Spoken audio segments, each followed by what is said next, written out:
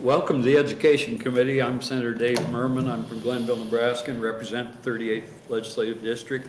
I serve as chair of the committee. We have our committee members with us today, and they will introduce themselves, starting at my right with Senator Sanders. Good afternoon. I'm Rita Sanders, representing District 45. It's the Bellevue Offutt community. Good afternoon. I'm Senator Lou Ann Linehan. I represent, if I can talk, I represent Legislative District 39, which is Elkhorn and Waterloo. Good afternoon. Hi, I'm Danielle Conrad. I represent North Lincoln. To my immediate right is Legal Counsel John Duggar, and to my far right is Committee Clerk Shelley Schwartz.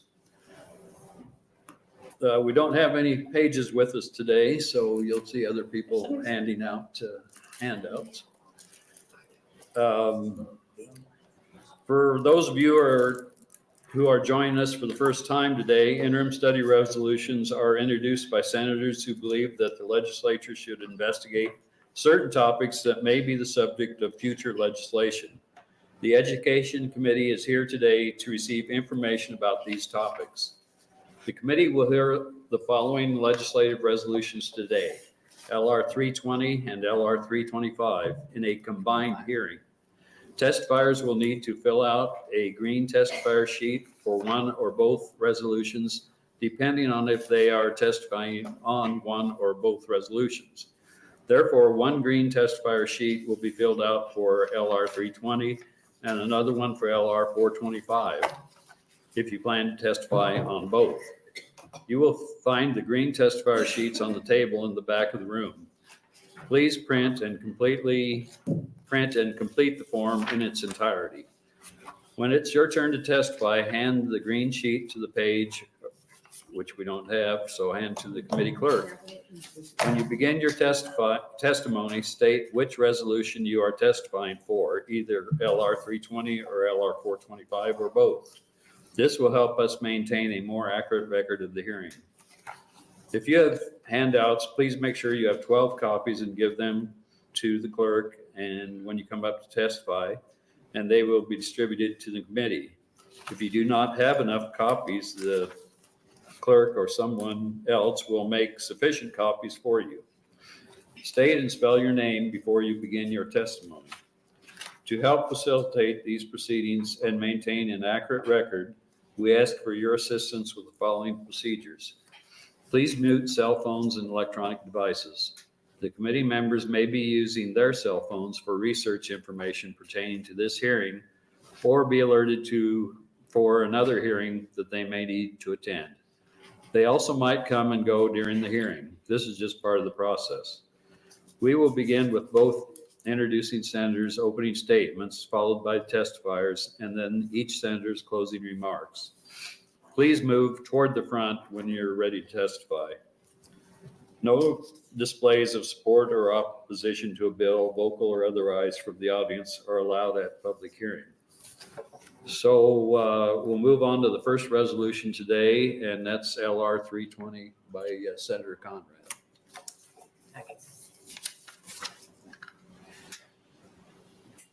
Hello, good afternoon.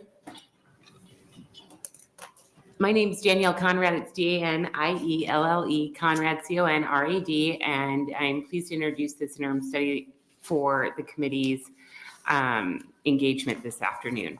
I'd also like to thank Chair Murman for providing this interim study resolution with a public hearing.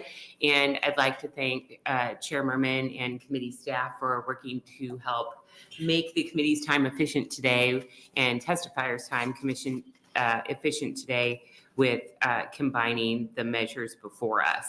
As you well know, Nebraska has had an option enrollment program on the books for some time, and it has worked well for a lot of families.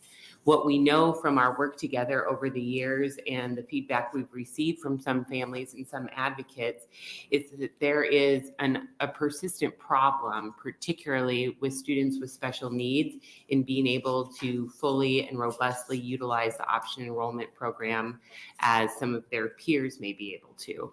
So thanks to this committee for their support and to Governor Pillen for signing into law there was a measure that I brought forward in the last legislative session to say, hey, let's try and get a little bit more data about what's happening with this program. And I particularly want to thank Senator Linehan for championing that as well, so that we can figure out if this program needs to have any changes moving forward, what's working, what's not working for all students who utilize option enrollment, but particularly for students with special needs, where we've seen at least anecdotal information that some schools are turning away kids with special needs or IEPs wholesale, which raises deeply concerning questions in regards to disability rights and schools' existing legal obligations to ensure non-discrimination in that regard. So I just wanted to leave it at kind of a general point here. I think that we have received really good information from some schools.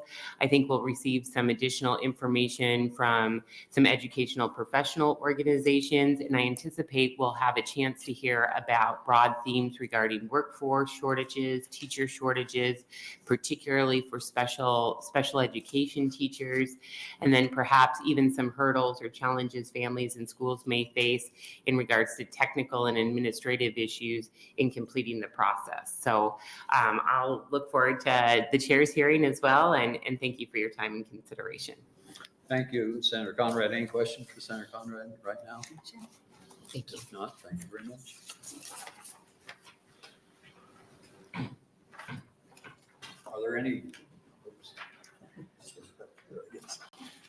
Are there any testifiers for LR 425 or LR 320 or LR 425? You have to do. Do you want to open on yours? Should I open first? Okay, And then we can- I guess I should, shouldn't I? Okay.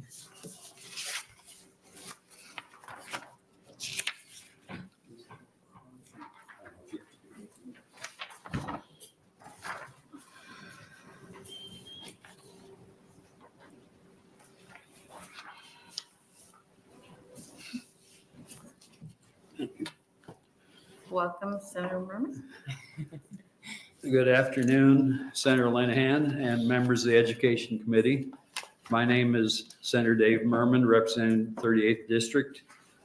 I want to start today by thanking Senator Conrad for introducing LR 320, because at the heart of both studies is the concern that our special needs students are not being offered the same opportunities as other students.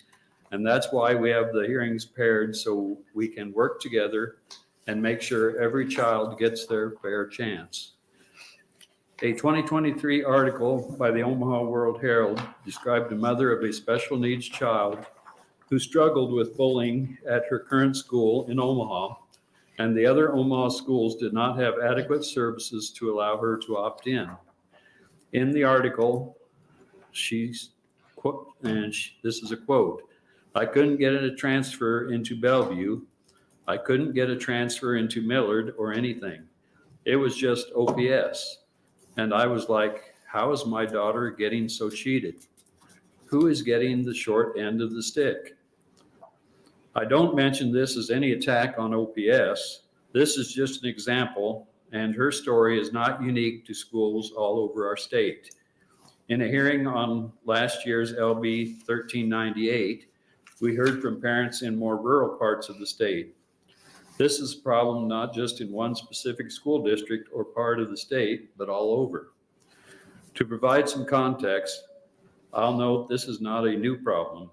However, in the last year or so, this committee has taken some notable steps by creating capacity rules and requiring schools to provide notices to families with the explanation of why that school does not have the capabilities to meet the option students' needs. We've also increased state support for special education. But despite this, we still are not where we need to be.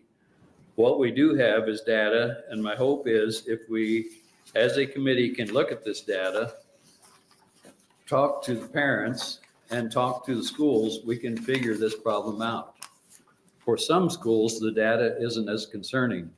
For example, OPS denied a total of 17 students, and only 3 of those had an IEP.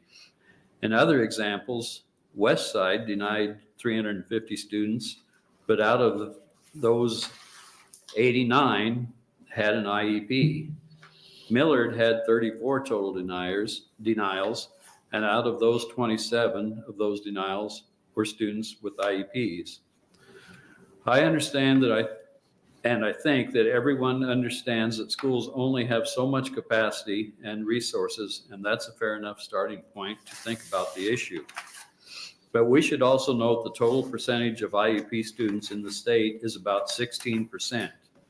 So the ideal goal we should strive toward is that when a school denies so many students, only about 16% of those students should have an IEP. The fair system would be one where the amount of IEP students who are denied would be proportional to the total number of IEP students. So let's go back to those examples and look at them under that goal. At Westside, about a quarter of those denied had an IEP. At Millard, nearly 80% had an IEP. At Ralston, about 45%. About a quarter at Northwest. And at Bellevue, there were 30 rejections and every single student had an IEP. Let's also note that Bellevue did take in 233 option students. It's not like Bellevue was completely full. That is, unless that student has an IEP. In that case, the student is likely going to be not denied while every single non-IEP student gets accepted. Now, let me be clear. I'm not at all saying all of those schools are discriminating. Resources and capacity are very real factors. What I am saying is we need to think about how the families of special needs students feel. When a family with an IEP student gets denied to option into Bellevue and their next door neighbor who does not have an IEP gets in, how is that family supposed to feel? They're going to feel discriminated against, plain and simple. So what can we do? That's a question of this study because it seems clear that there's a problem and we're past the point of denying it. I think we may want to do two things. One, increase the state support for special education further, and two, require denials of IEP students to be proportional to the population of IEP students. This way we can get closer to the goal of every student, regardless of disability or situation, getting a fair and equal opportunity. I'm open to discussing any idea that brings us closer to that goal. Thank you. Mr. Chairman, are there any questions from the committee? Senator Sanders. Thank you, Madam Chair. Hello, Senator Murman. I do have a question. Have you seen the form that the administration uses to accept or deny? And is there a room for an explanation of why they were accepted or denied? I have seen that form, and I know the first question on at least some of the schools' forms, and I'm not sure if they're uniform actually even, but the first question will often be, does your student have an IEP? Yeah. And I, as a mother of a child with an IEP, I understand that that would be one of the first questions because they need to have those accommodations available, right? So they know firsthand. And I know in Bellevue, with Offutt Air Force being there, the word is out, if you have a handicapped child or a child with IEP, go to Bellevue or go to Offutt because they do such a great job. So I can see that they would be full and would have to, deny some students. But we should do something about that. But also it should be on the form maybe of why they were denied, full capacity. They might, amongst the families with IEP, I knew that Ralston had a great hearing impaired program, for instance. So I wanted my kid to go to Ralston if it was available. And so we want them to be educated by those that are equipped and have the tools to do that. So, and they could put that on the form. They may have the tools, but they just don't have the space or the workforce. So I'm wondering if it's more of a formality in the administrative side of the form and documentation of why they are denied or accepted. Well, with the legislation we passed last year, I think schools are required to give a reason that they deny a student with an IEP. Mhm. And the handout that I passed out does have in the final column, well, several columns there for reasons of a denial of IEP. But in the final column there, a further explanation is, they can give a further explanation. So in looking at this, I was disappointed that I don't think every school on there gave a reason. And I would like to see, further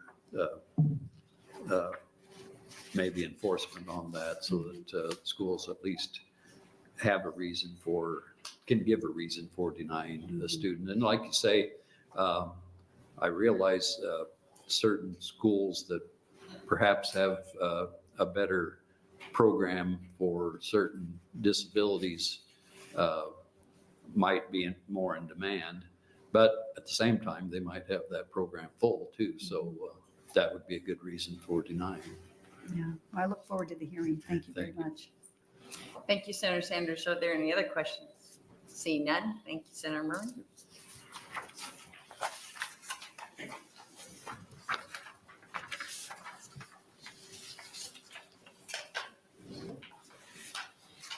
Is this invited testimony only, or is it anybody and everybody? Okay.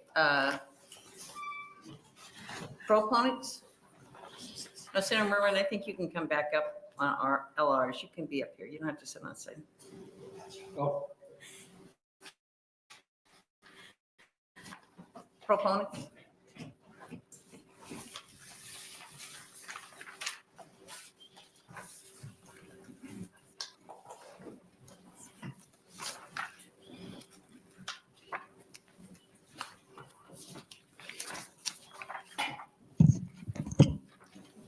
Good afternoon. Good afternoon, members of the committee. My name is Elizabeth Einen Kokerda, Elizabeth Eynon-Kokrda, and I'm with Education Rights Council, which is a nonprofit that really works a lot with children with disabilities, trying to ensure that children that have special education needs get their needs met.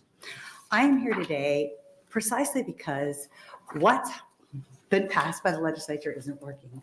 I testified last year with regard to the piece of legislation that was enacted that resulted in the study that you have before you.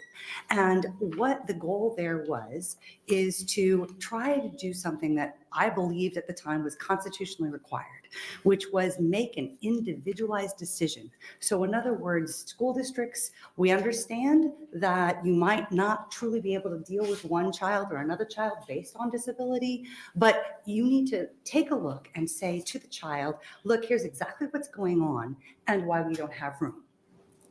Unfortunately, that is not what's happening. It's not what's happening by what's documented here. I've gone through, and even though this was a PDF, I've added up every single number. There were 86% of option enrollment that were accepted. So we had over 6,000 applications. We had well over 5,000 that children were permitted to option enroll. From this data, not a single child with a disability was accepted. Sometimes it's only the children with disabilities who weren't accepted.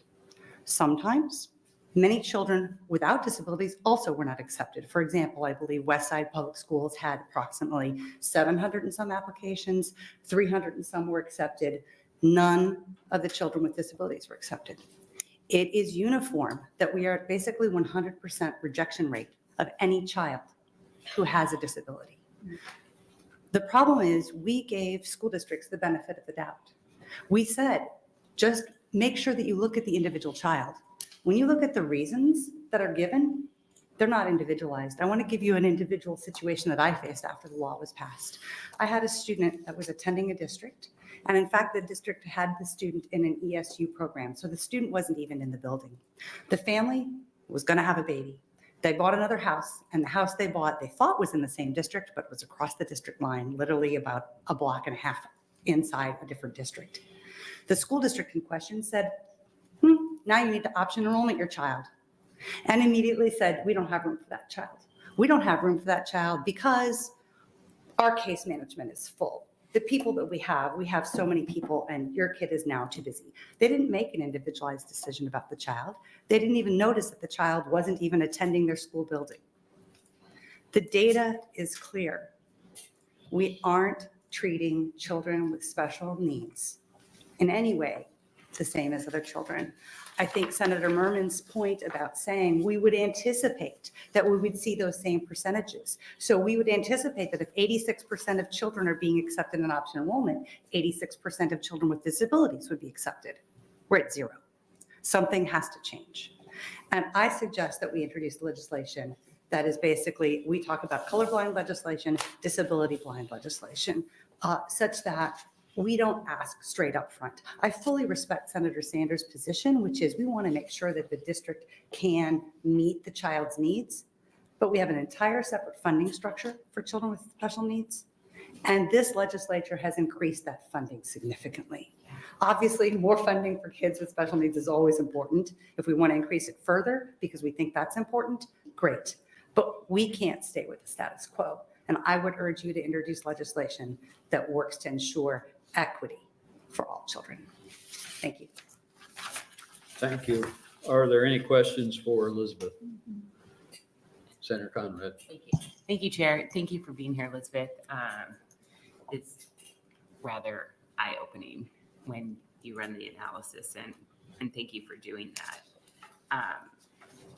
I was hoping maybe you could help us take a step back and just maybe refresh the committee on a couple of the key issues involved in option enrollment and in ensuring we meet our legal obligations to educating students with disabilities.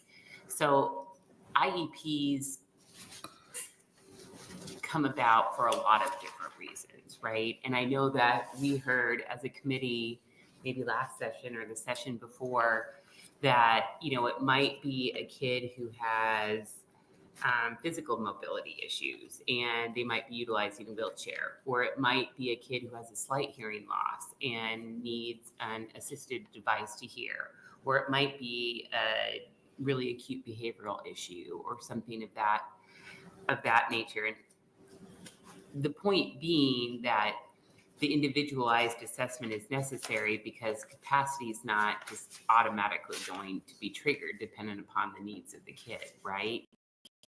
Can you just maybe help us understand a little bit or refresh how you get an IEP, the differences that are there, and kind of what that may mean in the context of option enrollment? Sure. Just like a 101 level. 101. All right. Very briefly, anything that impedes a child's access to education means that the school district has an obligation to look and determine whether there is an actual disability, and it's not a verified, it's a verification that falls into a category rather than a diagnosis. So if I am struggling and I'm really struggling reading, one of the things that would happen is the school and or the family can ask for an assessment to evaluate, to determine whether we think I have a reading disability. And we go through a process, and if you meet the process, then you are, quote, verified for special education. And what that means is you might need specialized instruction. Another way you might have a disability doesn't mean that you necessarily have individualized instruction. For example, like you said, I have a slight hearing loss. I may need some technology to help me keep up in class because I'm not hearing well, but I don't need individualized instruction. So I would qualify for what's called a 504 plan, Right. but I still would have a disability, okay? So there's two ways you can have a disability. And then what happens is services need to be provided. If I am going to, services would be for specialized instruction as well as accommodations, or under a 504, I would just get accommodations, not specialized instruction. Okay. Either of those would qualify you as somebody that has a disability in terms of your education. Okay. So then what happens is we have to decide what to do. Last year, well, prior to last year and prior to the changes in the education law, what we did is a survey of what was happening across multiple states. And states that were like ours at the time that did not ask for an individualized decision had been found to be non-compliant by the Office for Civil Rights. So a change was made here. However, we heard testimony that, look, sometimes we can't afford to have a child with a disability in our district. And I think, like I said, the legislature tried to address that two ways. One, is it really this? Would we expect that Elizabeth comes in, I have a slight hearing disability. I'm going to a school that has 2 5th grades and I'm in 5th grade, and we look at the 5th grade and we say, oh, one class has 28 kids, that's our capacity, another only has 24, and we have room in the 5th grade for 24 for Elizabeth. Let's give her assisted tech, in she goes. That would be an individualized decision. That's not what we're seeing though. We're seeing something that has nothing to do with the child. We're seeing, oh, I see that first line on that form, no room. And so that's why I say we've given the districts the benefit of the doubt, and I don't know that they merit it further, because we're not, and I don't know if I've answered your No, question, that's Senator, actually I very, apologize. very helpful. And I just have a follow-up. So if I'm an LPS family, right? So my kids are in LPS. So if I live in the district and my kid has an IEP or a 504 plan, has some sort of special need there, LPS doesn't have any wiggle room, right? They have a legal obligation to provide that to my kid, right? Correct, Regardless of workforce or capacity or correct. whatever other circumstance might be out there, they have to figure it out. Mhm. Right. But families and students lose access to that kind of an approach when they trigger or utilize the option enrollment. This is the part I don't understand. So if then I go out to Malcolm, even though my kids would have that right in LPS, and I say, hey, I want to go to school in Malcolm for whatever reason, they can just say no to you, right? Effectively to provide a reason pursuant to this legislation, but yes, so what? And the reason in many instances is capacity, but that reason doesn't come into play in your home school district. That is correct. Okay. Which is the part that I'm not understanding. What's supposed to happen, what's supposed to happen is once I'm permitted to option in, I am, for all intents and purposes, Right. your student, and all rights apply. So once I option in, I get an IEP if an IEP is appropriate. I am your child. If if there's transportation, I get transportation. If there isn't, there isn't. I'm just like every other student in that district. Right. The trick is getting in. And we have seen in the past families with 3 children, 2 are accepted and 1 is rejected. Right. And the one that's rejected is a child with a disability. So the issue is when you're really looking at it, especially large districts. I have some of the statistics that you were talking about, Senator Murman. If you look, we have Bellevue had 260 applications, 30 of which were students with IEPs, and those were the only students rejected, all 30. There were 30 kids that were rejected. Kearney had 58 apps, 4 of which were students for IEPs, 4 were rejected, they all had IEPs. Ralston, 246, 14 had disabilities, all 14 were rejected. So what you're seeing is that there has to be some room. If I am a district with 48,000 Lincoln Public Schools, 54,000 Omaha Public Schools, even the Omaha Public Schools, 54,000 students. Well, it's hard to tell from this data. They said they just rejected all 17 option, so, and including their children that had disabilities. But the point is, not a child with a disability got in. Anyway. So just one follow-up, and I see the committee is eager to, as you're on the hot seat, you always provide so much good information. So help me also just kind of set the table here or establish baseline in the record. Schools have legal obligations not to discriminate against kids with disabilities. That's existing law on, I think, both the state and federal level. So what is the exact remedy? Now we have more information. We understand what the existing legal remedies are. Why do we move to litigation? Is it a matter of legislative policy and funding? I'm confused. Why aren't people suing schools over this? Because they don't have resources to? Because it's confusing? The harsh answer, Senator? Yes, please. The harsh answer is because our law, the way we've crafted it, still essentially permits what we're seeing.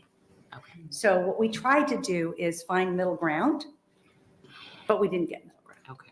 So what we have done is permit the rejection because we haven't, I mean, the study was great because it shows what's happening. That's why I'm suggesting that it is appropriate at this point in time to take that first line off. You can always, after you've been accepted, go to the school district and say, okay, I understand, I've now been accepted. I was in OPS, I applied at Bellevue, I was accepted at Bellevue. Now let's see what is available for my child. Oh my goodness, you guys actually don't have the services I needed. Never mind.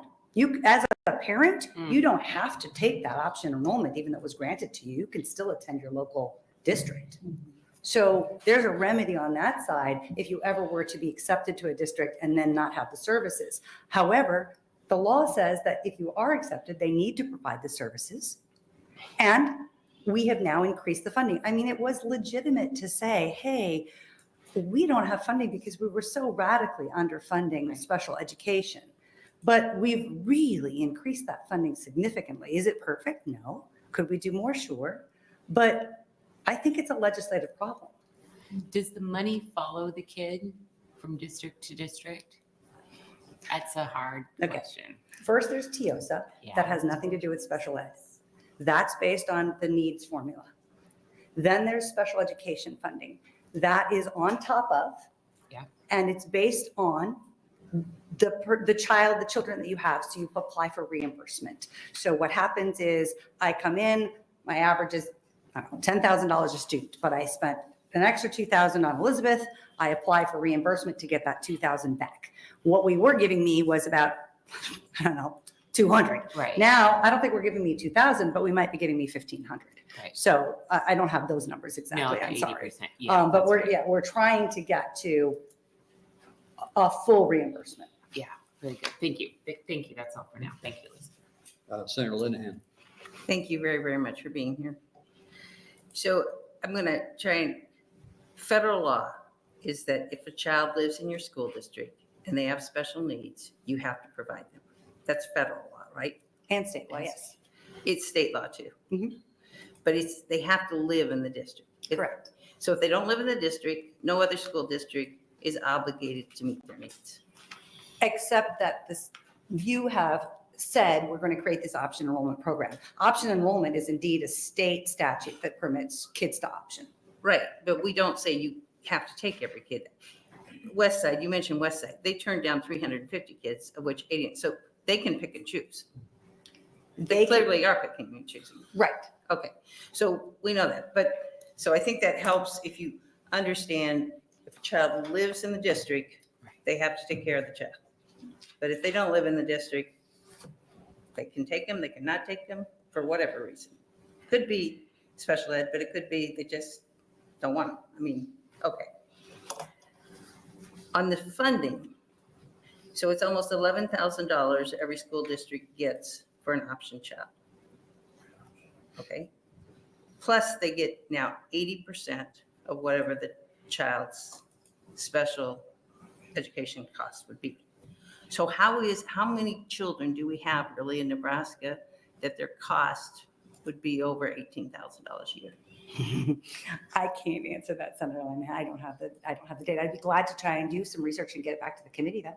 Because if it's speech or hearing or things where they've got already a group of kids, that's not going, now if it's multiple, somebody mentioned JP Lord, I think OPS bunch, that's a different, I can understand JP Lord, when you're talking $100,000 a year or more.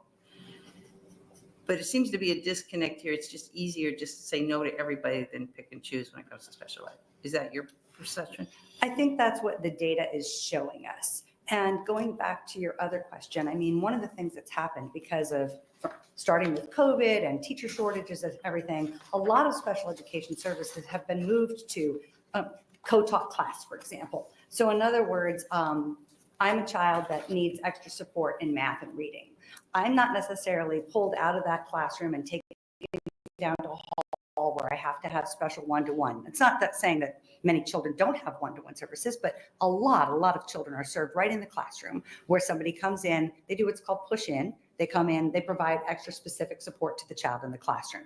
In those instances, it's very hard for me to understand why a child with a reading disability, why a child that is, I don't know, even intellectually disabled, why those services aren't there, because mostly children are served in small groups or within the regular classroom, even though they have special education needs. It's only those very, very high needs children like you were talking about, and some very high needs children that don't quite need JP Lord, but need perhaps a much smaller education environment. But that's the minority of children with disabilities. Or a child that needs a nurse all day long. Right. There are children like that, but that's a small percentage. Now, I don't know if you're gonna know the answer, but maybe somebody on the committee, didn't we also pass legislation last year to cover extraordinary special ed costs? I'm going to decline based on ignorance. Okay, well, maybe somebody else in the room, somebody else is going to testify. But I think we did pass, if a school had some extraordinary expense, I think it might have been the chairman's bill. It was a committee. We all did it. We're so smart. I think the committee did that last year. Okay, thank you very much for being here. Senator Sanders. Thank you, Senator Murman, and thank you for being here today. So do you think the piece that we're missing in legislation that was passed, an audit of the kids that were denied, and the reason is because of capacity? Who checks that? So I think it's not necessarily an audit per se, although that would be, I'm never going to say no to more information. All information is good information. What I'm fearful of is that capacity is in the eye of the beholder. I have seen capacity change for a building overnight because people decided what we're going to do is set aside an extra room for art. That means we have less capacity in all other rooms. Boom. And capacity is different and is allowed to be calculated differently by every single school and school district. District probably other than school. And I think that what we look at it, sometimes we're doing capacity saying, well, we anticipate that new development over there that's being built now is going to have 900 kids. So 5 years from now, we may have new growth in kindergarten. And so that's our capacity. So we have no room for anybody because we think somebody might be coming in 5 years from now. So I think one of our challenges is we aren't really saying what capacity is, how it has to be measured. We thought, or I thought, that the legislation that we passed last year also required school districts to give notice about capacity in a timely manner. But because we've continued to permit everybody to say, well, I have a kid with a disability, and we haven't, the individualized decision that we thought was going to be made isn't being made, even though it says make an individualized decision. It's still really not about the child. It's about something else. I think that it's too fungible. I'm not sure we can really lock it down that tight. I think that a more equitable solution is either saying, just like we don't ask what color your child is, right? Or what an ethnic background your child is, or whether your child's male or female. We don't ask about disability, and we permit the parents to make the decision as to whether the new district is actually meeting the needs of their child.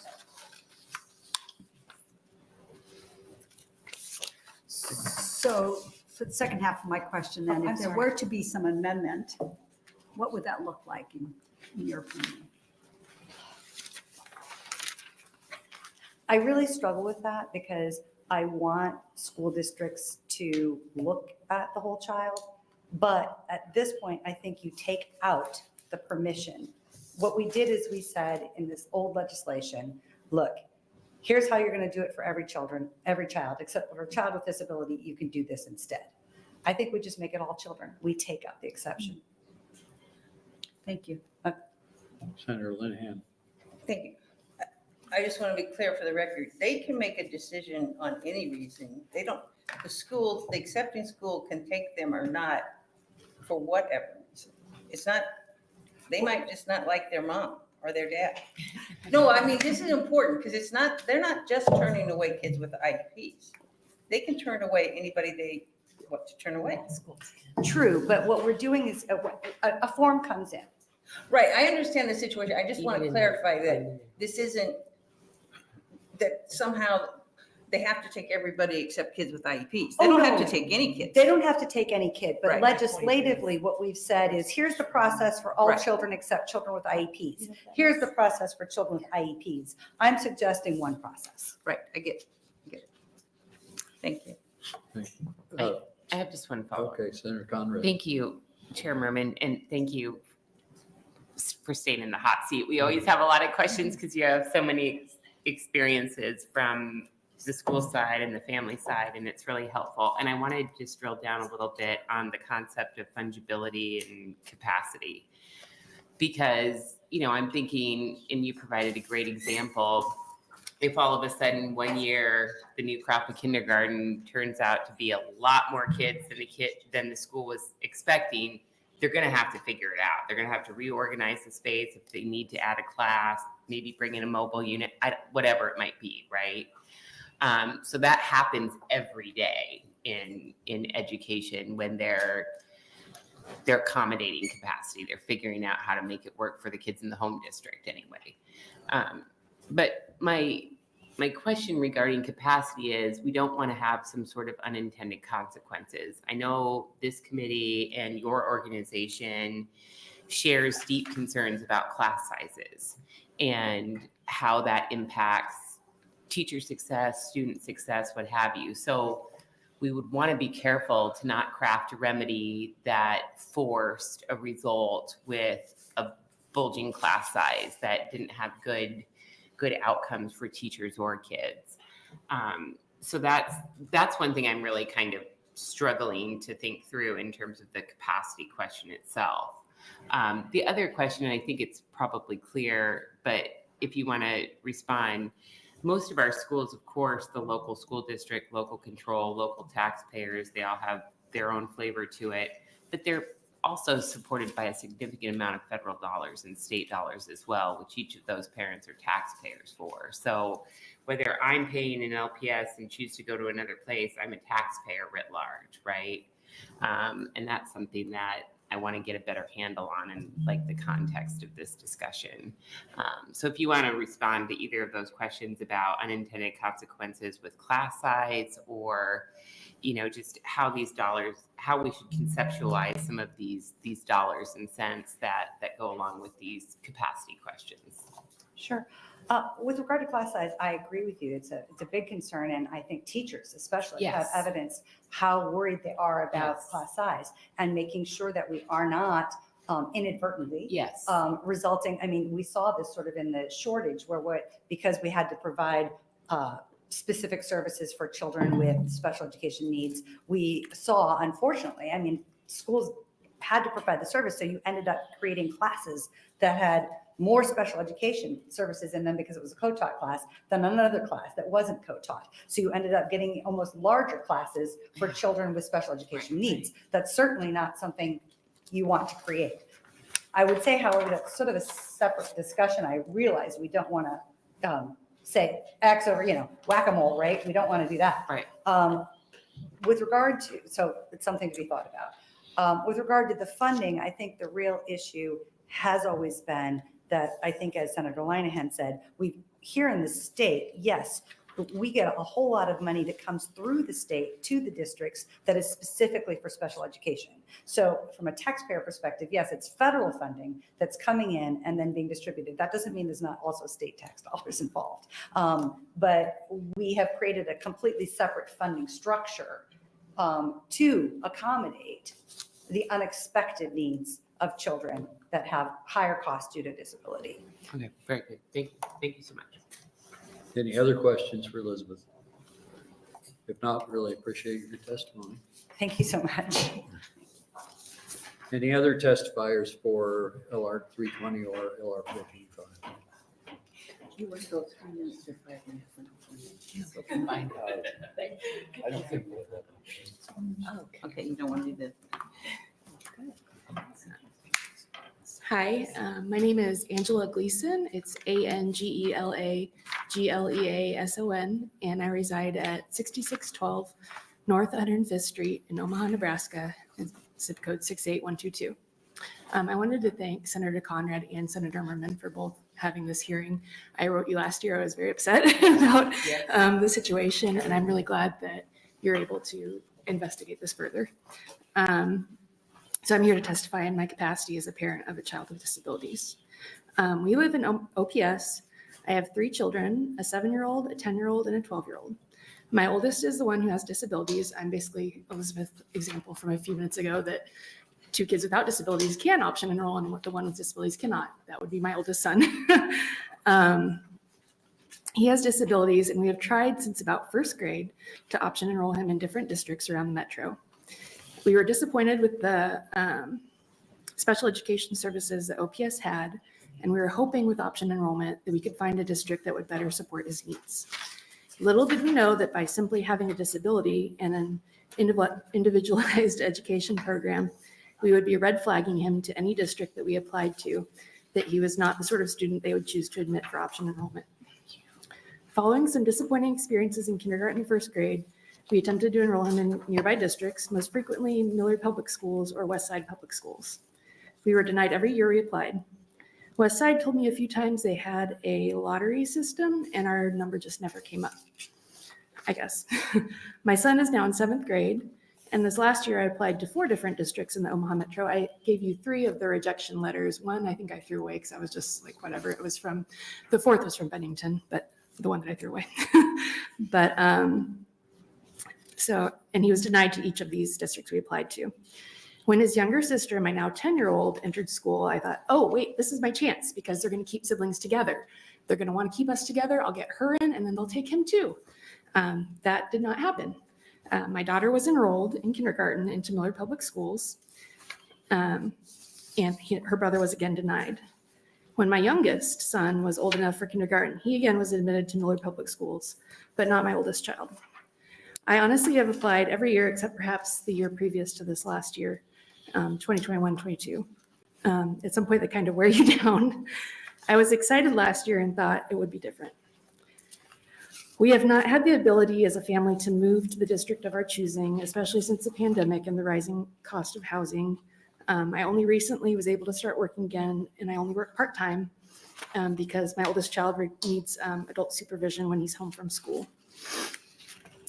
We currently do not have the means to move. I was really excited last year when I heard about your bill, and I thought it was going to like revolutionize the option enrollment program, but I didn't understand. I'm not a lawyer. And so then I was disappointed. I'm a part of SEAC, the Special Education Advisory Committee for the Nebraska Department of Education. And at a meeting last year, they told the people in attendance that you simply need to tell these families applying that our capacity is, this program is full. We're at capacity, we cannot admit you. So nothing basically changed. And so that was why I was upset last year, and I emailed everybody, and I'm sorry if I was a little bit out of sort about it. So districts were already doing this in my experience, perhaps not effusively as they are now. Bellevue Public Schools listed very many reasons why they will not take my son this year. It's so disheartening year after year when your child already has significant challenges in his daily life to feel that he is repeatedly being discriminated against based on the simple fact that he has a disability. Our option enrollment system in Nebraska is, I'm sorry to denigrate, no better than any of the private school systems, which would also probably give us the same result, although we are not able to afford them and I cannot. So we have not even thought about applying to private schools because we don't have the funding to pay for him to attend those kinds of schools. And we don't have excess funds. We can't hire lawyers to, litigate every single issue that comes up for him. He has adversity at every turn in his future. And so I mentioned I was not sure where the bill last year came from. I think it might have been from Michigan, but maybe it was just Senator Conrad said, to get more information about the option enrollment system. And I agree with Elizabeth that a simple fix to this problem is to remove the question of, do you have an IEP from the option enrollment form when you're applying for option enrollment. This is what Minnesota does, and it's appropriate and fair. It doesn't negate the civil rights of individuals with disabilities and their families like our current system does. If a school system wants to accept option students, fine. Some don't. Elkhorn doesn't. They're full. They say they're always full. They're growing. Bennington doesn't, I think, because they say they're full. They're always full. They're not accepting new students. That's fine. But if you want to accept students, you should either take them all or take none, in my opinion. Do not allow them to have discriminatory acceptance questions about whether the child has a disability or what language is spoken most frequently at home. I'm willing to give you one guess which district is now. You can ask me what district is asking that question in their online option enrollment application. And I said thank you so much. I also wanted to address the capacity issue that you guys have been talking about. One problem I think that comes up for us whenever I try to apply for option enrollment is that most of the districts will ask me to choose a school. They will say, pick a school that you want to send your child to. My child has significant needs. He's in the alternate curriculum placement program in OPS.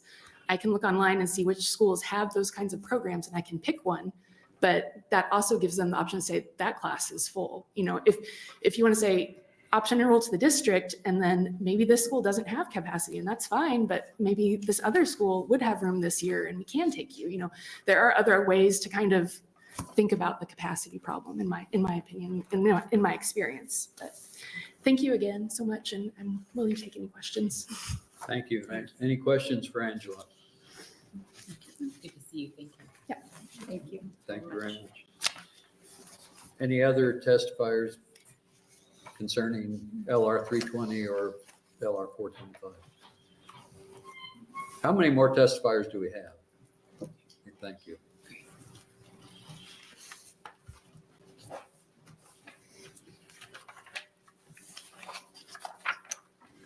Good afternoon. My name is Carrie George, Carrie, George. I am a proud public school special education teacher with over 20 years of experience. I am testifying today regarding the interim studies related to option enrollment for students receiving special education services.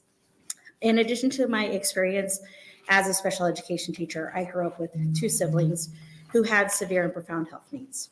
I also have worked at a summer program for individuals with special needs and as a special education paraprofessional in the early childhood program. These experiences give me a unique perspective on working with students and their families, and I am grateful for the opportunity to share this viewpoint with you today. Throughout my career, I have worked with students who do not reside within my local school district. These families have applied for and been granted option enrollment. Some of these students may already have an individual education plan, an IEP, which requires coordination between school districts to ensure services are provided in accordance with state and federal guidelines. In some cases, an option enrollment student may require a special education evaluation. If the evaluation determines that the student qualifies for services, the two districts must again work together to provide appropriate support based on the guidelines. The process can be overwhelming for families, and it is crucial that school districts offer the best support possible. I feel compelled to speak today in advocacy for our students. As part of this study, I encourage you to consider the challenges school districts face, including budget cuts and a teacher shortage. Budget cuts have led to increased caseloads and workloads, which have in turn contributed to teachers leaving the profession.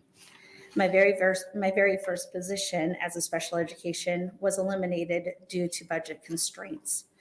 Fortunately, I was able to find a position at another school within the same district. But even with the additional funding provided in 2023, these funds do not make up for the gaps left by prior budget cuts.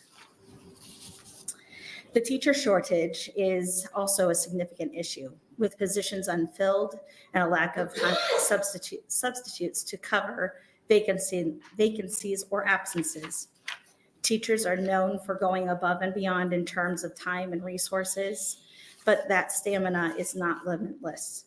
We have reached a point where it is unreasonable to expect teachers to continue under these conditions.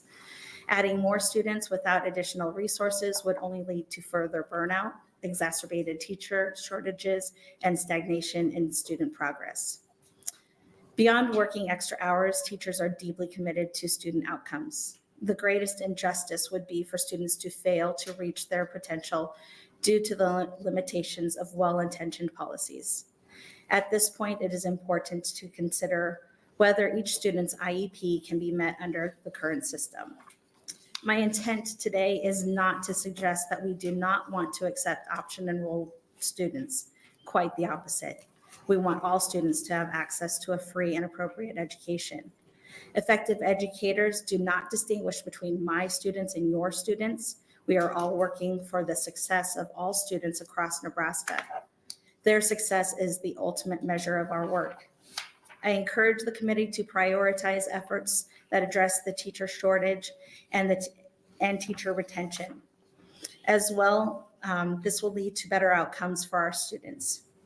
I also urge the committee to consult with special education departments and educators across the state for suggestions that could address current flaws in the state guidelines before implementing new requirements. In closing, I would like to share that as the oldest child in my family, I watched my parents navigate the process of accessing special education services, which at that time were provided by several different school districts.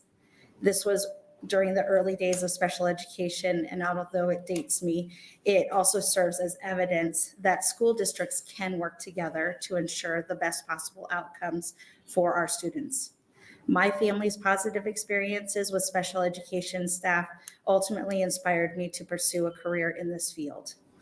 Thank you for your time today. I appreciate your consideration of the challenges faced by special education programs as you continue to make decisions that best serve the interest of our students. Thank you very much, Carrie. Any questions for Carrie? Senator Linehan. Thank you very much for being here. In your fourth paragraph here, you said your job was eliminated because of budget cuts? Just budget constraints. I provided special education services to the non-public schools, and there was some limitations. So we still provide those services. That I was located actually at a private school, so the students could just attend that private school. And now they attend they provide those services from the school that they would attend in their local neighborhood, their home school. What district are we talking about? I work in Papillion La Vista. So at one time, they sent teachers to students that were in their district that were in private school, but they don't do that anymore. We do have resources for those students. But you don't go to their building? We do not go to their building. So if the child wants the resources, they have to come to the public school building? That is an individual case-by-case decision is made by our district. So I can only speak to my experience. So the elimination of budget constraints, was that public budget constraints or private budget constraints? Public. Okay, I'm still confused. So in what year were there budget constraints where this happened? I'm not going to be able to fully answer because I don't all understand the minutia. I am a classroom teacher. I was given certain information that my position was going to be changing. So I'm not going to. I'm just asking just what year, like around what year? It's probably been 8 years, 9 years. And were there budget cuts from the state or budget cuts from your district? Again, That's okay. All right. I have some information, but I don't want to necessarily provide misinformation either. So, Okay. All right. Thank you very much for being here. Thank you. Any other questions for Carrie? If not, thank you very Thank much. you. That's fine. Other testifiers for either bill or both?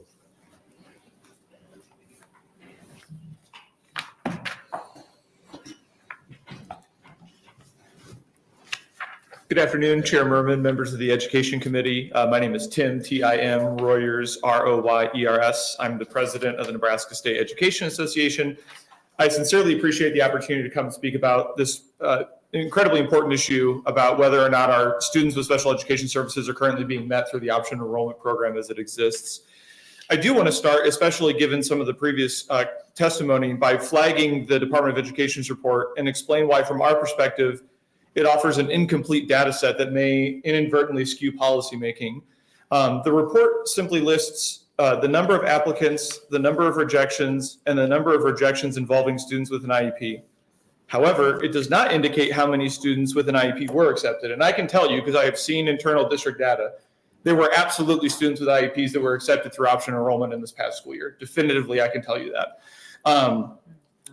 We also believe it would be useful, Senator Murman, to a point you made in your open, for this report to indicate the percentage of resident students on an IEP and the percentage of option students on an IEP is another way to check if there's a discrepancy between the percentage of home students being serviced with IEPs and the percentage of option students that are being accepted.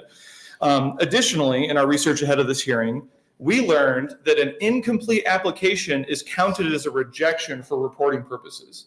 So if a family applies but then never provides the IEP to the school district, they are obligated to count that as a rejection, even though they simply didn't get the full information in order to process the application. So we think that that is a space where a procedure could be modified to better serve the needs of our families. But the biggest issue I want to address today is, in most cases, a student with an IEP is denied option enrollment because the school district lacks the capacity to serve them. I think, as we've heard before, special education is an incredibly broad umbrella. There might be a student that simply needs a little bit of assistance with reading and writing in an inclusion classroom, but it also could be an ACP's program where there's one teacher for every 7 kids, plus a para, plus a CNA. While option enrollment students may be placed in those limited programs, they can only accept so many. And no student's needs will be met if their special education teacher is assigned too large of a caseload. I think we've all had a consensus on that already. That's not the answer. I do know there was discussion in last week's hearing about the positive steps being taken in OPS regarding their staffing needs. One particular thing I want to highlight, they included a new provision that would provide special education teachers additional compensation if their caseload exceeded a certain number. So there's already steps being taken to try and remedy this concern. But that ultimately brings me to the main point I want to make today. The fundamental issue that we feel we need to address is the shortage of special education teachers. We have seen a 1,000% increase in unfilled special education positions in the last 10 years. In 2014, there were 29 unfilled special education positions. Last year, there were 286. For example, there were 108 unfilled special education positions in the Omaha metro area last year. But what's even more concerning for me is in that same year, the Omaha Metro Universities, so UNO, Creighton, College of St. Mary's, and Bellevue, they only had a combined total of 26 individuals complete a new special education degree. So in the same year that we have over 100 unfilled, we're only producing 26 new special education teachers. And I'll give you an example. My home district is in Millard, my daughter's elementary school. I know funding has been a concern that we've discussed. They finally have it online this year. 2 years ago, they wanted to add an additional ACP section, in part to address some of the concerns we heard about getting into specialized programs. They had to wait 2 years to find a teacher to house the program. So they allocated the money, they renovated the space, but then they had to wait 2 years before they could actually open up the section. And so again, that's my daughter's school, so I can speak to that firsthand about there is a willingness, especially with the legislature's additional funding, to expand capacity. We're now at a point where we can't find the people even if the funding exists. And I want to close by saying this, because I think it's very important, again, especially in light of some of the recent testimony before me. While we strongly feel that our research indicates the denial of students is largely because of capacity concerns, I want to make it very clear that if districts do possess the capacity and are simply choosing to deny students with special education, Senator Conrad, Chair Murman, any other senator, we will happily work with you this session because that is wrong.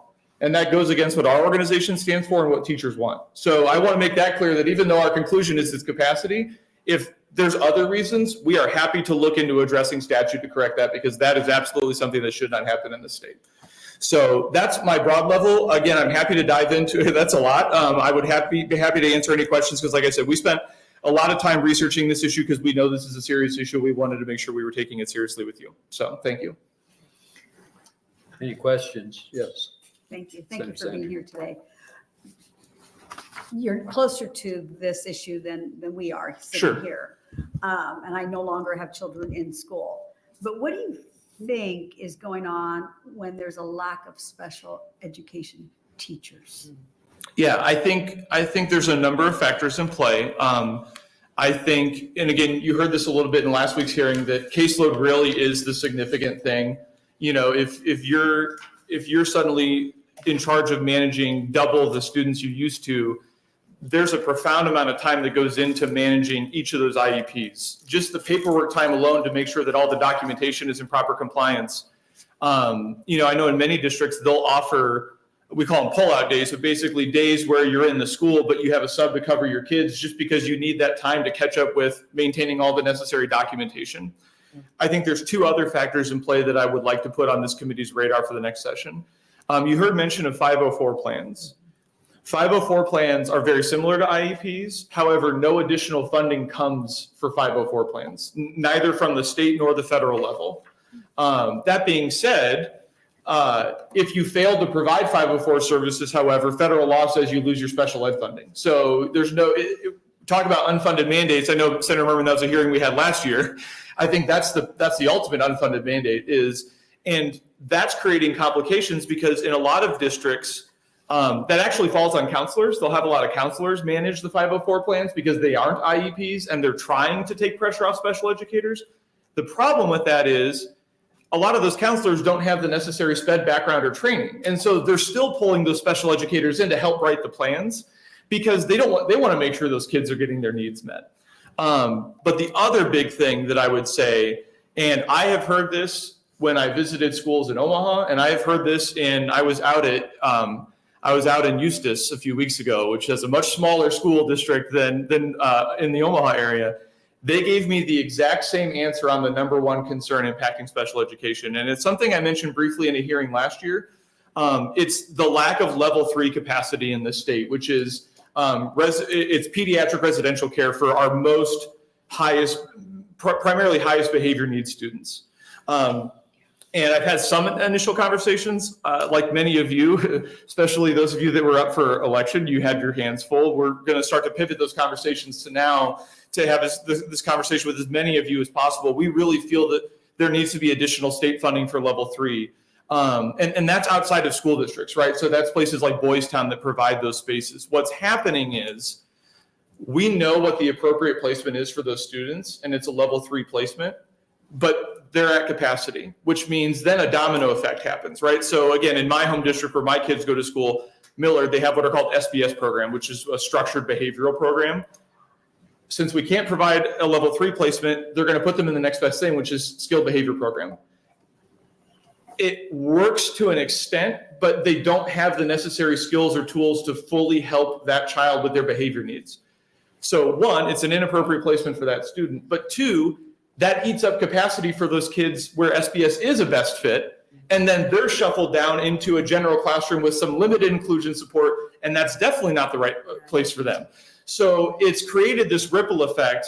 And again, I've talked to special educators who are literally having to wear padded armor on their sleeves and under their shirts because that child is in the very best placement they could find. But we know, and when I say we, I mean even the parents, like this is where the parents and the schools have made a mutual determination of what the best placement is for the kid, but the capacity is not there. And the big challenge for us from the school district perspective is, again, those are services not provided by a school district, so it's not anything we can fix, which is why I really want to put it on your radar, because if we can get the funding at the state level to expand those facilities, then I think we can stop that downward domino effect that's impacting so many folks. And I will say, there's different districts do have different philosophies about how to best approach special education. So there's some districts that have a more truly open inclusion model than others. They're seeing the impacts of this even more because they have fewer tiers of support along the way, I guess, if that makes sense. Question. Yeah, absolutely. For more state funding for level 3, Mm-hmm. would give level 3 more capacity. Correct. But would they still have an issue of finding educators? So that's again, because those are run by other organizations like Boys Town, I'm not in the capacity to answer that. Certainly we would want to figure that out because we don't want to find ourselves in a situation where the funding is available, but it's all for naught because the personnel aren't there. So I don't want to step into a realm that I'm not familiar with, but I think that's definitely a question we will be looking into as well before we bring any ideas forward to you. Thank you. And, Senator No, go ahead. Linnane. Schools now can and do contract with Boys Town to take care of level 3 kids. Correct. So you're saying that Boys Town they're full now? What Correct. you're saying. Yes. Do you have any idea what the shortage is? I don't, but I will get that information for you. So if Boys Town is full and it's private, has there been an effort by school districts to go together and develop their own level 3 program? Again, the problem is there's a medical component to it because it's truly like inpatient pediatric care. So public schools can't do it. Correct. At least in my understanding is that, yeah. Okay, so then you said something about that there are students who got accepted with IEPs this year. Correct. Do you know what school district? I know some are going to be providing their data. I can speak again because prior to this year, I was in the Millard president. So I know on this report it listed, I think 30 some rejections from Millard. I know 89, 300 rejections. that students with an IEP. Not Millard, that was Westside. Right. But I know for them, I think it was they had admitted roughly 50 students with an IEP. And I do know too, that's another reason why I mentioned it would be great if we could have data on the percentage of students with an IEP, because I know that in Millard, the percentage of residential students on an IEP and option students with an IEP is within 2% of each other. So from that metric, I feel like, not that there's not room for improvement, but that's pretty close. But that's a district by district decision, right? In terms of, Whether you take IEPs or not. well, I think my understanding is and this is where I said, if our understanding is wrong, we're happy to work with you. In the districts I've talked to, it's truly been the only time where they've said no is because they don't have capacity to admit. There are school districts that vote not to take kids with IEPs. And again, I will reiterate, I am happy to work with you on that issue because that goes, and I'm not just speaking from an organizational standpoint, as a parent of kids, that's wrong. And I will be happy to work with you on that one because I'm speaking from my experience where, again, I live in a district that's very methodical in its decision-making, sometimes to a fault, and they know that I'll say that to them. But I appreciate the fact that they are methodical in their decision-making. If that's not true everywhere, then yeah, let's talk because I want to work on that. So I was under the same impression as somebody else who testified here that Elkhorn doesn't take option children, but it does in fact take option children. Yes. If you work there. I don't know what the criteria is, but I know on the report, because I have a copy of the same report, it indicated around 100. 250. Yeah, with one rejection, I think Yes. that kind of jumped out at me. Yeah. Yes. Yeah. Okay. But you're not aware of what that No, situation is? I'm not. Okay, thank you. Thank you. Yes, now I have a question about this Department of Education report, and you referred to it earlier. It would be helpful if there was a column on there as to what we've been talking about. Yes. How many students have been accepted? I would love that. Yes. And I think this is the first year we've had this report, right? So I think it's a good opportunity to give good feedback on how we can improve it and make it better. But I completely agree with you. And then I also have a question. My understanding of our legislation we passed last year that schools had to give a reason for rejecting a student with an IEP was that they had to be specific, the school had to be specific as to, whatever program the IEP would ask for, that program is full. They'd have to be specific, if it was speech, they'd have to say, well, we have this many speech therapists and Right. They can handle this many students and that's full. And whatever the other disabilities are. Right. And I don't think that is shown at all on this report. I think I think some of the columns talk about, one of the columns, the special education program is at capacity. I know on the form, which you can find on the Department of Ed's website, it does say the district is obligated to provide a reason if they mark for a rejection. Again, I think, Senator Murman, that's another space where if we can work to provide greater transparency to families so they can understand where we are, or to give another example,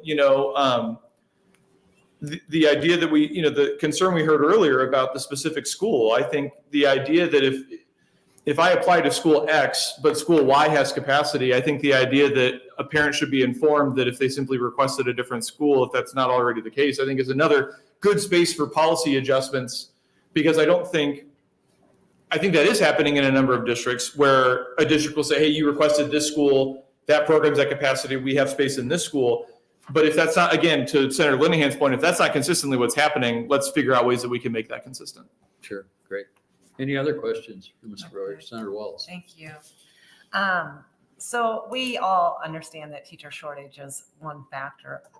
And maybe you already talked about this before I got here, but Can you talk about another factor that might, the increase in the amount of children with special education IEPs? Did you guys talk about that? We did not, but that And has how certainly that might been be a on an factor upward, as well. that's been on an upward trend, and that upward trend existed pre-pandemic, where I was having briefings when I was purely a classroom teacher about we're seeing an increase in the percentage of our students receiving special education services. But yes, that is also a part of it. And I think that's why you heard from earlier testimony that, even with the recent influx of funds, one of the reasons why some of those old positions that were restructured back, especially Senator Linehan, your question about when did that happen? That largely happened around the fiscal cliff. If you remember on 2010, 2011, 2012, that was when there was a drop off in federal funding post of the housing. It was, yes, I remember. Yeah. So part of the reason why you aren't seeing all of those positions magically come back is because at the same time, you're also seeing an increase in the general percentage of students that need special education services. So even though funding has returned, there's also a greater demand. And so that's also contributing. Yeah. Okay. Yep. Thank you. Any other questions for Mr. Royers? Senator Conrad. Thank you, Chair. Thank you, Mr. Royers. Good to see you. Great information. And I think we have some really smart solutions in play for next year to improve the data and reporting, and perhaps to, even more importantly, address the underlying issues and problems. But I should know this off the top of my head, and I don't, which is embarrassing. But can you help the committee understand the difference between an IEP and a 504? Yeah. So there's certain benchmarks that you have to meet for an IEP. There's different categories, right? So it could be for academic related reasons. A lot of times those usually won't happen until around third grade or so, simply because you have to be so far away from baseline performance. And if you're in your younger grades, that doesn't manifest as profoundly, right? There's also, OHI, other health impairments, right? So there's different categories, but there's pretty strict guidelines for each of them to qualify to be on an IEP. A 504 plan, part of the challenge of 504 plans is there is a much vaster scope of what could qualify for a 504 plan. So for example, if I find out, my daughter, she's a freshman at Millard West, if I find out she breaks her leg today, and she needs to be able to leave 5 minutes early so that way she can navigate the hallway, that's a 504 plan. Okay. However, you can also be on a 504 plan. My brother's on the autism spectrum. He had a 504 plan. That's a very different scope of need between those two examples that I just gave you. And one of the things that we're seeing with the rise in 504 plans is if you come with a note from your physician, you got to write that 504 plan. So part of what we're seeing is we're seeing folks who are not necessarily engaging in the assessment process through the school district. They're going to their general practitioner, their family doctor. They're getting a note, and then they get a 504. Okay. And I think there's one other piece too to add into this. So those are the two categories that have like a legal obligation to serve. I know, and I believe there will be at least one person testifying after me. They might be able to allude to this more on the administrative side. But a lot of school districts, and I don't want to say most because again, I don't want to speak out of turn, but I know of many school districts that have structures in place for interventions and supports that don't necessarily have to have an IEP or a 504 plan, which is especially true at the younger grades. My wife's a kindergarten teacher. She's in charge of managing that team at her school because they recognize that you can't wait for an IEP for academic reasons to start supporting a kid that might need a little extra support. So then you have MTSS is an acronym that a number of districts use, right? And they talk about different tiers of support. So you have that entire structure as well. But yes, that's the biggest distinction, Senator Conrad, between an IEP and a 504. An IEP has much stricter categories and requirements in order to enter the gateway to get an IEP. 504 plan is supposed to serve a much wider variety of needs. And in many cases, a 504 plan is intended to be temporary, right? Like when my daughter's cast comes off, she doesn't need a 504 for her broken leg anymore. She's good to go. Does that help clarify? No, that's really helpful. And your point in regards to the increased funding is also helpful. I know addressing teacher shortage has been top of mind, a top priority for this committee and the legislature, and it's been fantastic to work with each member to try and come up with solutions on that. And your organization whether it's the pipeline or the certification or the licensure or enhanced pay to address some of those issues. But clearly something that we need to continue working on and figure out which one of those strategies that we put on the table is working best, what needs to be enhanced, what we need to move away from. But whether it's the apprenticeships or scholarships to try and get more kids involved, more people involved in pursuing this profession or staying in the classroom, the retention piece as well. I know we've tried a lot there, but we probably have a lot more work to do together. So thanks for lifting those two. Yeah, absolutely. Any other questions for Mr. Royer? If not, thank you very much. No, and my sincere thanks to you for the questions and the dialogue. I appreciate it. Thank you. Other testifiers?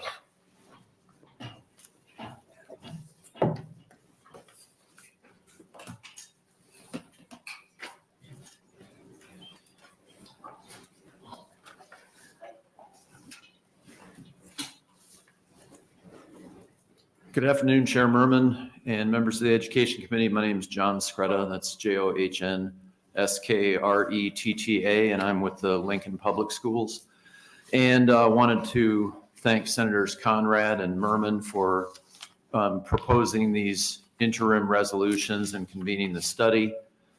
Just want to share a little bit of context and offer my perspective as someone who's in a building and district level administrative capacity, worked with option enrollment for a long time in a number of different settings. First, as a matter of general practice, Lincoln Public Schools routinely accepts option enrollment students and does so regardless of special education status. Under typical circumstances, the LPS district only denies opt-in applicants the request to attend LPS if the student's already utilizing an option in another district, if they've used it at that level, applied outside of the stipulated deadlines, which are in place to help with staffing and anticipated needs, or a capacity closure.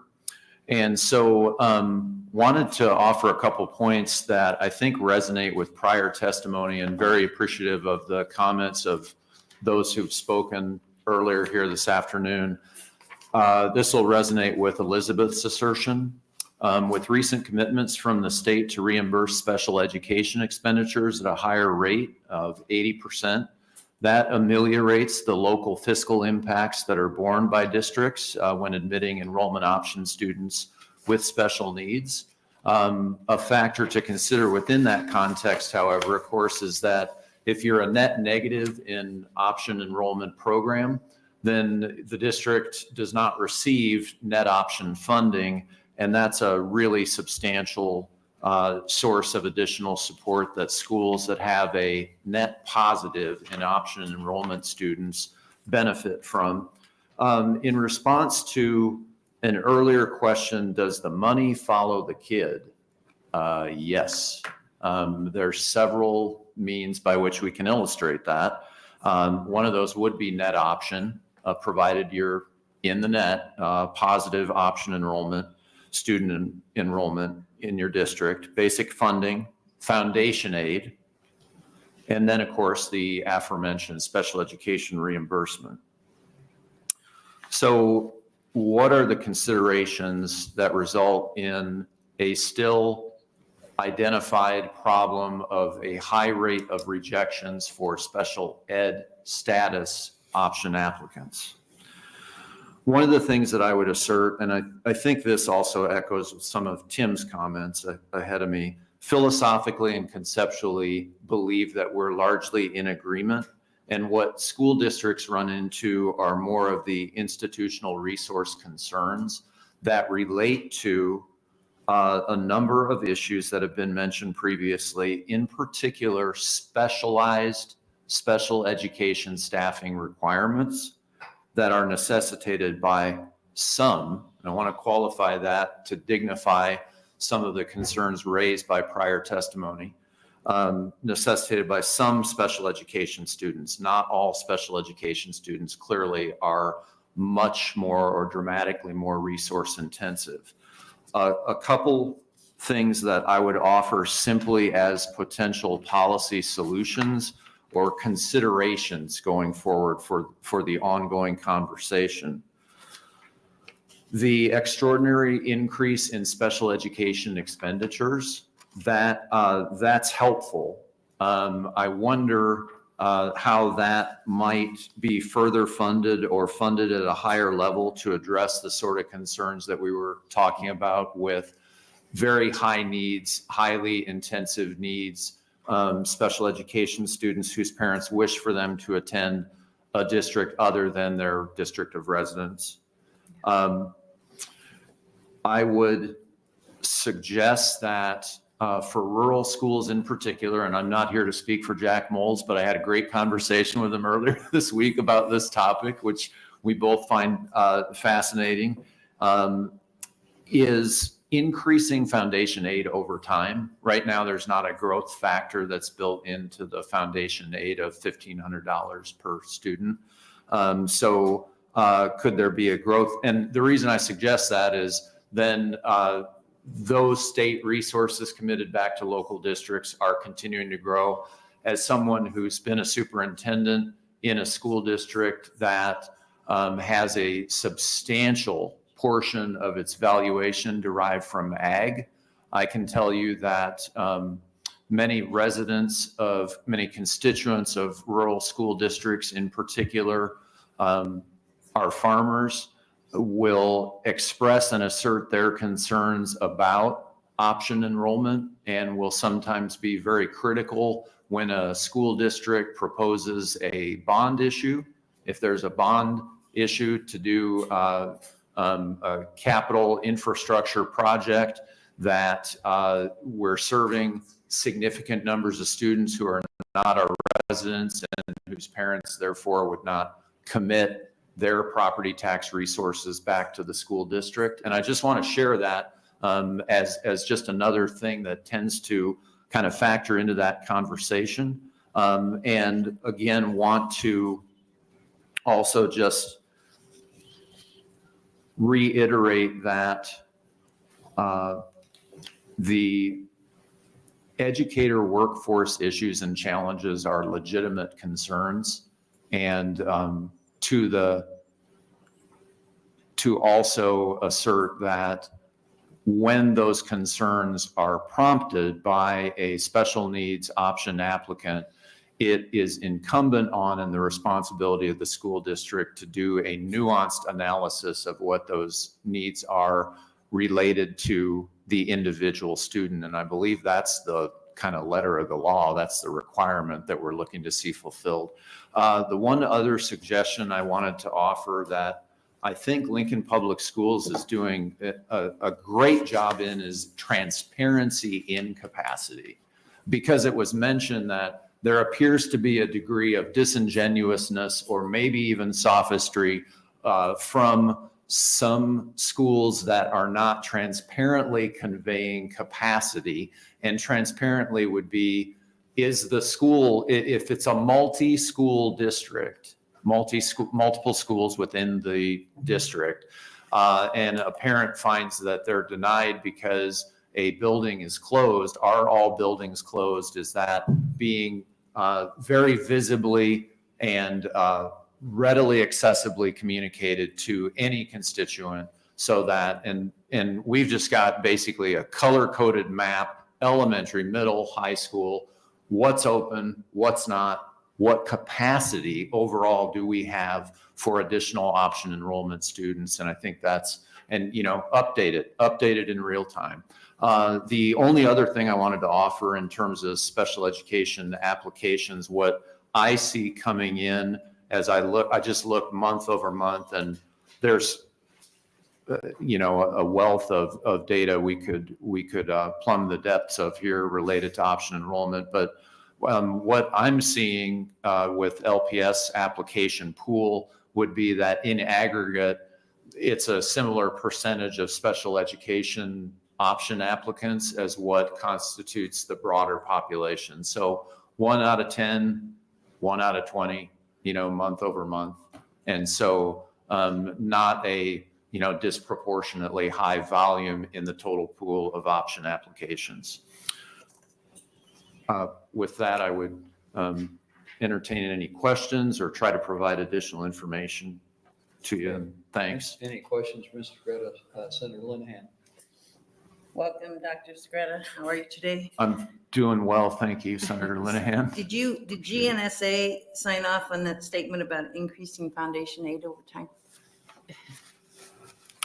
No, and I'm not here to speak for Kyle Fairbairn. I just wondered. And wait a minute, let me look back here. You're Yeah, Kyle's not here. I just want to clarify something. I'm sure you're cognizant of Lincoln Public Schools receiving, substantial foundation aid. Yes, I know. Yeah. I know how that works. That's why I Yes. asked the question. Thank you. Yes. I can see why Jack Moles, I understand his reasoning. When the money follows the child, though, that you're talking about the state picks. Yeah. The state money follows the child. Yes. That's the district money. Yes, yep. Right, just for the record. Yeah, thanks for So, that clarification. if a child leaves Lincoln and goes to Norris, per se, Lincoln keeps its property taxes, but they don't get to count the child in their population for their needs. And then the state sends Norris whatever the option funding is. Right, in Norris's case this year, over 900K in net option funding. Yep. Which probably means Lincoln is not a net option into, right? Because you've got kids opting. That's correct. Okay, I think We are, the extraordinary, you said we could improve it. extraordinary increase in special education expenditures.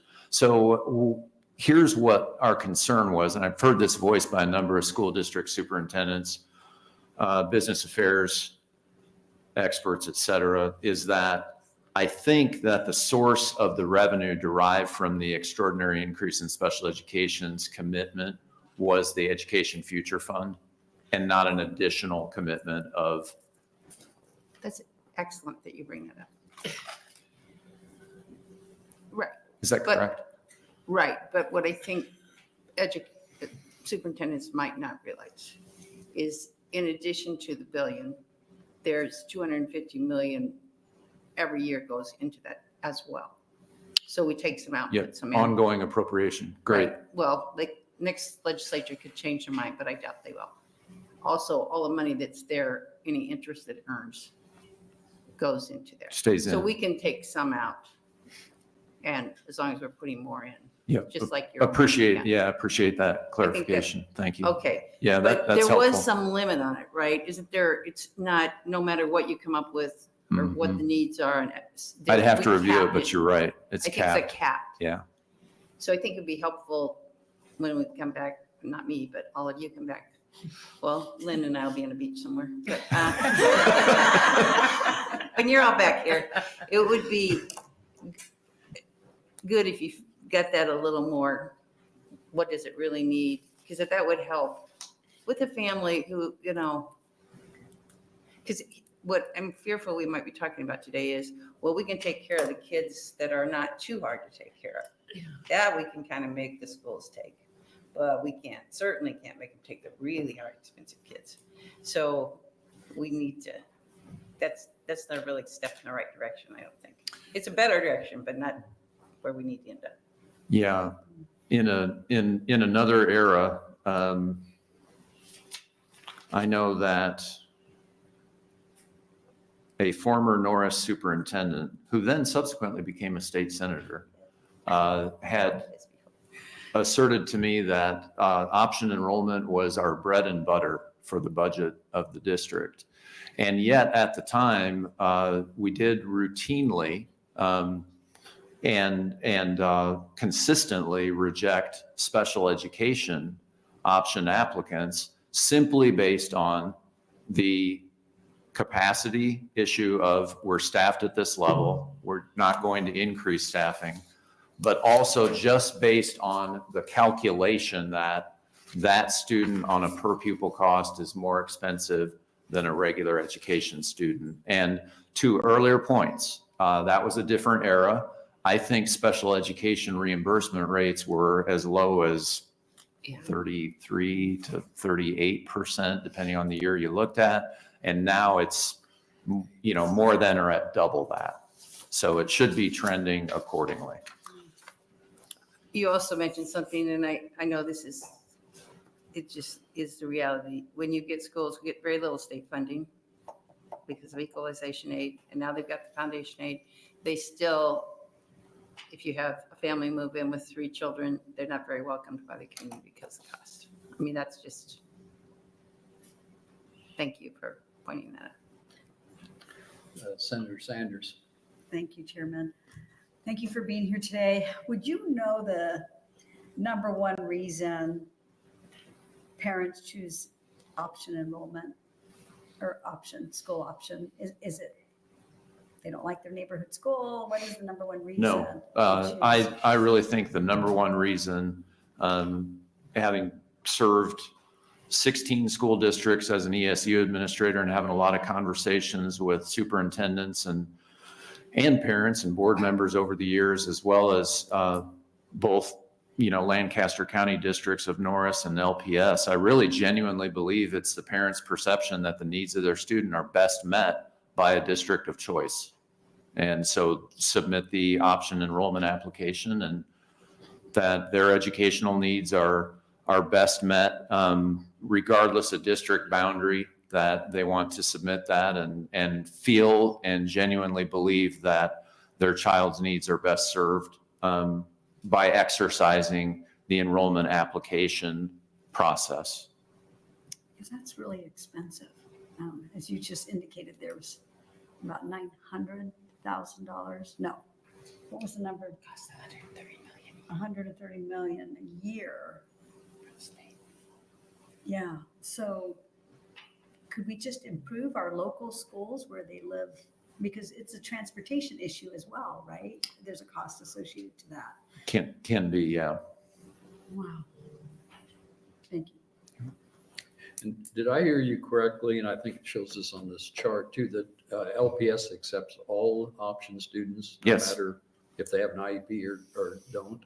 Well, thank you for that. And my question would be related to that. If a certain school does have the program filled, whatever the IEP need is, do they ask the option in student to go to a different school?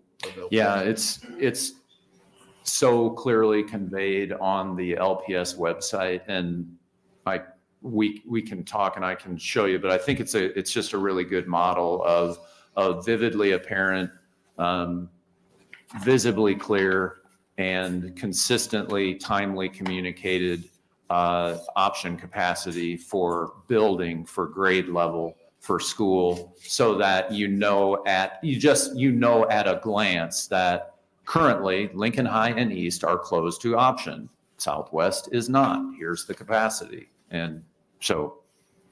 Okay, thank you.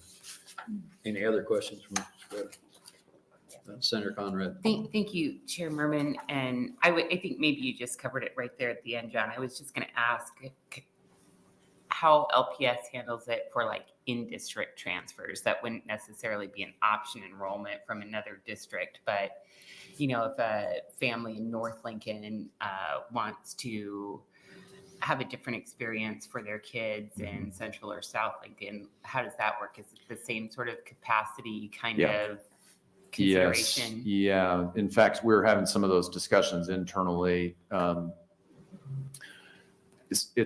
It's another tab on the same section of the website, Okay. and that information is provided and shared with. It's conveyed as kind of part and parcel of the same conversation. Right. So that information is readily available regarding in district, which buildings are open. And as you know, I think for this goes back, this is multi-generations for Lincoln Public Schools, in particular at the high school level, have emphasized opportunity and openness for in-district, attend the school of your choice, your individual student's choice. So Dr. Standish has twin daughters who are Yes. ninth graders. When one chose to go to East and one Standing Bear, And she said, well, it's been a logistical nightmare for the family coordinating transportation. The girls are thriving, and that's the important thing. So. Yeah, good point.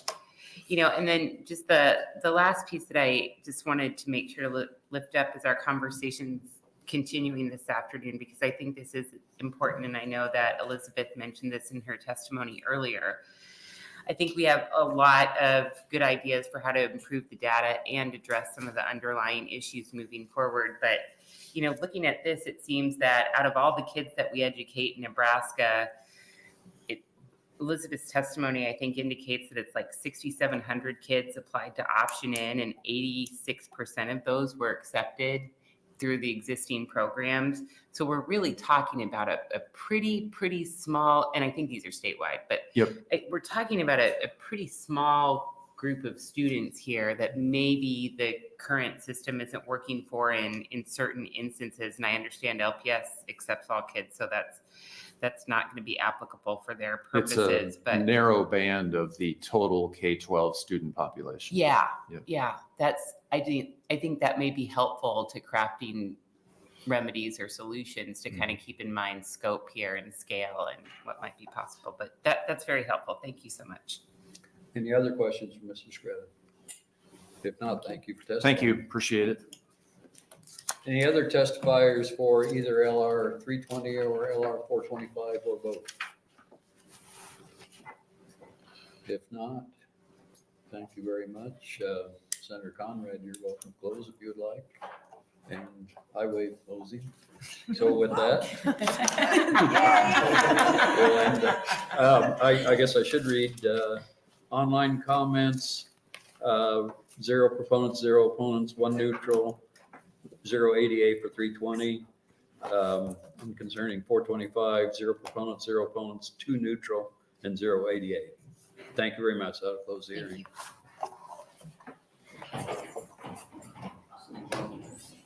When it's freezing outside, freezing in here, and it's nice outside, nobody wants to go around.